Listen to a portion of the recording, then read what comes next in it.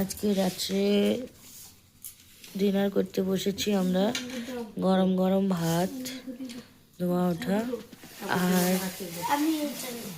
আলু মাখা ঝাল ঝাল করে। মসুরির ডালটা একটু দূরে আছে, দেখাচ্ছি। আর ডিমের কারি হয়েছে। ডালটা এদিকে দাও।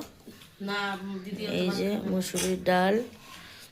তো আমরা তো অল্প জনই, এই জন্য অল্প বাটিতেই ডাল করা হয়েছে। তো খেতে বসেছি। আমার মা, রূপা ব্লগার, বাবা, আমাদের লিটিল গোল্ডও খেতে বসে গেছে।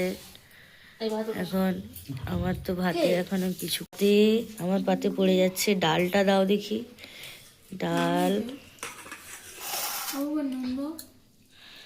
ডাল আলু মাখা। আমি ডাল আর আলু মাখা, ব্যাস ডাল আলু মাখা দিয়েই খাবো। এই যে গরম গরম আলু মাখা, ডাল। রাত্রে ঠান্ডা ঠান্ডা, রাত্রেবেলায় গরম গরম ভাত ডাল খেতে দারুণ লাগে। তো আমরা তো খাচ্ছি, তোমরা কে কে খাবে চলে আসো। Bye, good night.